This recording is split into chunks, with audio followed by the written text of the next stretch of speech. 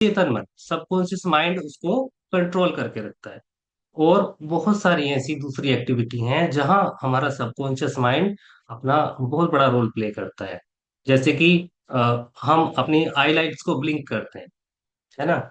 या फिर हम अपनी बहुत सारी ऐसी हैबिट्स हैं उनको परफॉर्म करते हैं। हैबिट्स का मतलब जैसे कि आपको अगर ड्राइविंग आती है, ड्राइविंग सीखने में प्रॉब्लम होती है, लेकिन जब एक बार आप सीख जाते हैं तो ड्राइविंग के साथ साथ कुछ और भी काम आप कर सकते हैं। वैसा नहीं करना चाहिए, लेकिन उस केस में क्या होता है कि आपका सबकॉन्शियस माइंड वहां पे वर्क कर रहा होता है।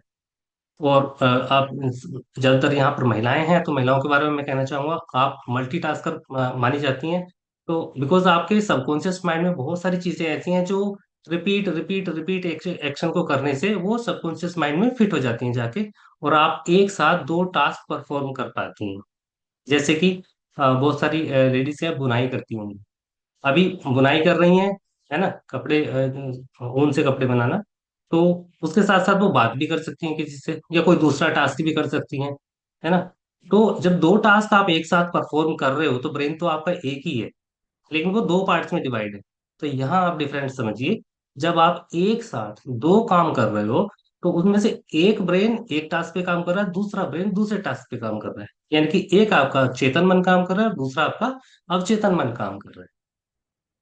तो इस तरीके से आपका जो अवचेतन मन है वो ऐसी एक्टिविटी को कंट्रोल करता है जहां आप इच्छा से कोई काम नहीं करते हैं।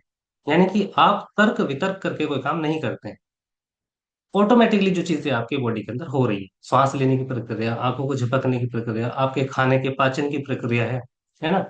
और और कौन कौन सी प्रक्रियाएं हैं, बहुत सारी ऐसी प्रक्रियाएं हैं। जैसे आपके रिएक्शंस हो गए, कोई भी चीज, कई बार रिएक्शन हमारे कैलकुलेटेड होते हैं, यानी कि हम सोच विचार कर कोई रिएक्शन देते हैं। लेकिन कई बार ऐसे होता है कि हमें इतना माइक्रो सेकंड में रिएक्शन देना होता है कि वहां सोचने का समय नहीं है। सपोज आपके सामने कोई ऐसी स्थिति है कि अ, सामने से कोई अचानक से बाइक आ जाए, आप रास्ते पे जा रहे हो, क्या करो? सोचोगे कि हटूं या खड़ा रहूं? सबसे पहले अपनी लाइफ को सेव करोगे ना। तो लाइफ को सेव करने के लिए उस समय आप जो भी रिएक्शन दोगे, हाथ आगे करोगे, साइड को बचोगे, भागोगे, तो वो ऐसे माइक्रो सेकंड के अंदर जो रिएक्शन होती हैं वो आपका सबकॉन्शियस माइंड डील करता है।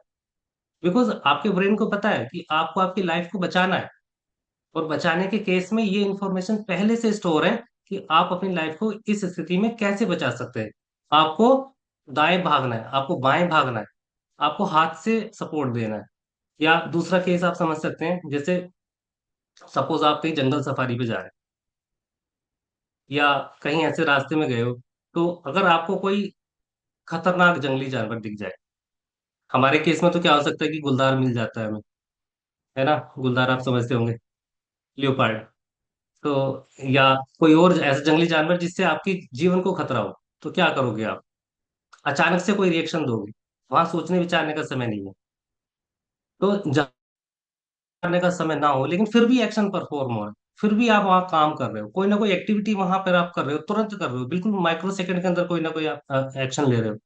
तो वो केस में जो आपने एक्शन लिया, वो आपका अवचेतन मन वहां पे काम करता है।